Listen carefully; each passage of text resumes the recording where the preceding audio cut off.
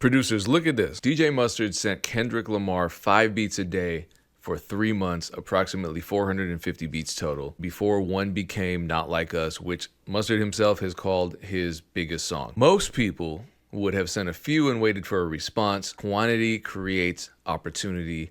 Keep firing. Quantity creates opportunity. Oh, wait a minute. Oh, hold on. What? Hey, wait. When I say I challenge myself to make a beat every single day, at least one beat every single day, oh, you would think it's the end of the world. The comments are crazy. People go crazy. You can't do that. It's got to be quality over quantity. It can't be both. Producers like you are the worst. You're destroying music. If a beat takes fewer than 3 months to make, it's trash. Let's talk about this. And then also, let's talk about this other thing, because a lot of producers are either too timid to network and be persistent, especially when they feel like their persistence hasn't paid off yet. And then a lot of producers and artists in general are just habitual line steppers when it comes to people's boundaries. There's got to be a middle ground. So we talk about it in today's podcast, and you can watch all of the full podcast episodes. I dropped the link in the description. Thank you so much for supporting the new MEC channel. Appreciate it. According to reports, producer Mustard sent Kendrick Lamar a large number of beats, with some sources stating that he would send 50 to 60 beats or even 5 to 10 beats a day for a significant period, including before their hit song Not Like Us was created, essentially sending a consistent stream of beats over a long time. And, you know, that I've seen quotes where Mustard's saying Not Like Us is his biggest song ever. And so to send that many beats consistently before that hit is created, and not to say Mustard's not all over that project. He is. He's got a lot of beats on there, but Not Like Us is clearly the hit. So, you know, the shoot your shot method of persistence is really popular nowadays. And I understand why, because if you run into an artist and you're a producer, you know, shoot your shot, try to get them beats, try to get them in the studio. When there's a rapper in my city, I've done this before, I'll book a studio space and say, hey, what are you doing after this? Let's get in the studio.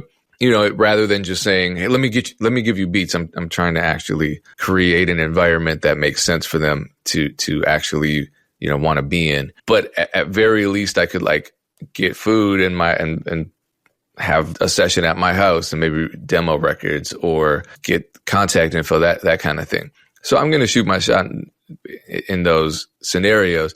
A lot of people get discouraged when these attempts don't work the first, second, third, fourth time, and they just give up. So I know we're going to talk about 50 Cent in a bit, but I used to go to New York all the time. I went many, many times. I went to G-Unit many times because G-Unit kind of had an open door policy when it came to producers, which was amazing. You know, I met 50. I met the A&Rs. I met Lloyd Banks. I worked with Renee, the radio guy, because I was doing radio at the same time. Worked with Tony G, worked with Dre. And it was Dre McKenzie, shout out to him, who said, I'm going to get you a record with 50. I don't know when, but it's going to happen. And it took 2 years. But I was there regardless. I was putting beats together regardless. It wasn't so much emailing, it was physical media back then. But persistence did pay off in that case. Now, the concern is that when we promote shoot your shot culture and persistence, people aren't well adjusted. We're going to talk about mental health shortly. There's a difference between being persistent, shooting your shot, and crossing boundaries. And I think that's when things get ugly, because it's the difference between taking rejection productively and gracefully and harassment. And a lot of people just don't know and don't care to know the difference. It's almost as though there's an implication, if you're not a mentally healthy person, there's an implication that shoot your shot culture actually discourages accepting rejection, where it's like, nah, fuck that. If they say no, don't accept that. And it's like, that's a little dangerous. And it's so nuanced, because rejection itself can be nuanced. A lot of people won't tell you flat out no, just because, you know, if they did, they know they might get an ugly reaction from poorly adjusted people. But I've told people no, and then they don't stop. And then I block them, you know, and then they send me emails and I block the emails. Then they find me on Instagram. Then I block them on Instagram. Then they make a video about me on YouTube. So I personally think shoot your shot, especially producers. Like, if you're sending beats out to people all the time and it's just, maybe that's just not the right beat. Because a lot of people will say, oh, just keep sending. And you're like, man, I don't want to do that. It's discouraging. But like I said, it's 2 years to get a record with 50 Cent on my end. it helps to ask questions. Sometimes they don't have good feedback for you. I think that's a super frustrating part of being a producer when someone's just like, nah, I need a hit. Okay, I don't know what that means.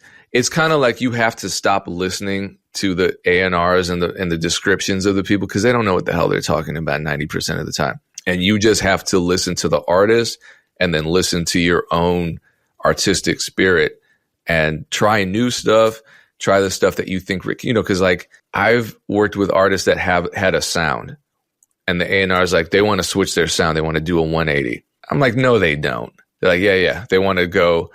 There was this one group that makes, this is probably too revealing. There was one group that makes strip club anthems and the A&R told me they want to go in a different direction. They want to do rock. And I'm like, no, they don't. So my stupid ass is working on these rock beats. Their album comes out. It's strip club anthems. So I'm like, man, I'm never listening to an A&R saying that the artist is doing a 180 again. Because I swear the only time I heard that actually happening was when Lil Wayne put out the rock album. No other time has an artist done that much of a 180.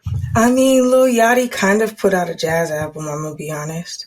Yeah, no, he did, but he went directly to those producers. It wasn't it was a very different kind of situation, a different creative process. So I think we should be having more, to tie it back to mental health. When we're talking about shooting your shot, I think just in general, it would be helpful to have more conversations about what healthy interactions are and what boundaries are, how to respect them, how to set your own, and then also to directly confront unhealthy interactions in the context of networking. Because if we don't have those conversations, a lot of people just won't know. Or if a person is getting unhinged mentally, no one's there to check them. People are just like, shoot your shot. If they reject you, fuck them, shoot your shot. That affects people. I don't think we really fully understand how profoundly these conversations being had on the internet affect people. Yeah, I think I want to add a counterweight to that. I agree, keep shooting your shot. When I was reading the articles about how many songs Mustard submitted to Kendrick, I was actually like really comforted, but I'm like, this is the obsession that we were talking about last week. Like he's a great, like, this isn't Mustard was plucked from obscurity. Mustard is a platinum selling, multi-millionaire, Billboard #1 hit producing producer for decades. DJ Mustard was one of my favorite West Coast DJs when Atlanta was in its second heyday, when I was like early college, like mid-20s. Mustard has been killing it for a long time. So a note is Mustard had a relationship with Kendrick. So that's why he could keep sending, because I heard him allude to it on a podcast or an interview. I haven't heard him say that he did, because I've seen 30 beats. Some said 50. And then like you said on Google, it says it could have been 5 some days. But regardless, I know apparently he sent hundreds, and he alluded to the fact that Kendrick was like, yo, just keep sending me stuff. A lot of people know artists, especially when they're trying to record, just want to hear a ton of shit. Like, they may say they're doing a 180 because they heard this one record and they're searching for this inspiration. And then after 200 tracks, they're like, fuck it, let's go back to what you know what I'm saying? So that's probably what happened with Pain. Or they already had that in the tuck and they couldn't really get a project that sounded good. But yeah, I think persistence, my counterpoint is persistence is super necessary in this industry in general. But I have people, I still manage one artist email. It's their booking email. And it's not management. It's not beats. This artist is not even a rapper. I have so many producers sending rap beats. Like, sent you this beat, I just be blocking them. Block. Cause it's like, if you're sending me 10 beats every week and that's never been requested, you got this booking email off of something and now you're spamming it. No, like you've got to be persistent, but you can't be desperate. And I think that a lot of times, the stupidity or lack of business acumen comes out of desperation, and like hoping that they're going to have this moment, like this, like, what do you call it? Like, like this Phoenix moment where you're like, I'm rising above the ashes. Life has been rough, but now I'm a number one Billboard producer. Like, cool, maybe, but the likelihood is super low. And what you're trying to do to get there is pissing off the people that could help you. So I would say you have to really be mindful. I think you really have to have relationships. That's what you're speaking to, Payne. You got a relationship. You named multiple people's names at G Unit, and I think about the difference between me reaching out to people when I first started in the industry and had just seen them at an event and scrubbed the internet for their email versus now when Dame is like, oh, let me put you in a group chat with da-da-da. You know what I'm saying? It's like there's a way different, and you don't have to try so hard. When Mustard was sending beats to Kendrick, I guarantee you Kendrick wasn't annoyed.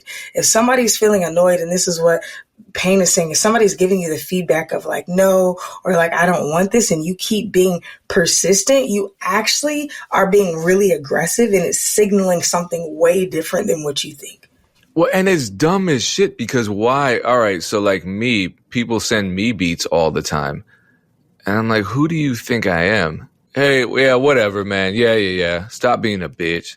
The crazy thing is I feel like they're hoping that you'll just take the beat, put your name on it, or like change up the snare and then pitch it. And then it becomes a number one. And they're like, yeah, DJ Payne put me on. And then like a year later, they're going to sue you for taking their beat and they're going to be like, hey, he claimed that this was his beat, but I made 100% of it. Do you know what I'm saying? It's just like, What did you think the outcome was going to be? Because in no world is this going to turn out the way that both of y'all are going to enjoy. Though, like, can we just have more conversations about positive networking interactions so that people don't just make up their own rules? The internet, and then people blame the COVID lockdowns for this, but like people's social intelligence, their EQs are at an all-time low, I would guess. Yeah, I mean, it's a lot of what you guys just mentioned, but I also think people are just scrubbing the internet for like emails. They're not even looking to see like what this person actually does. So they're taking a mass approach to things. They're just like shotgun. If anybody responds, great. And then they feel like they were productive that day, even though they might have sent 1,000 DMs to people they don't know, don't get any responses, and they feel like they're grinding.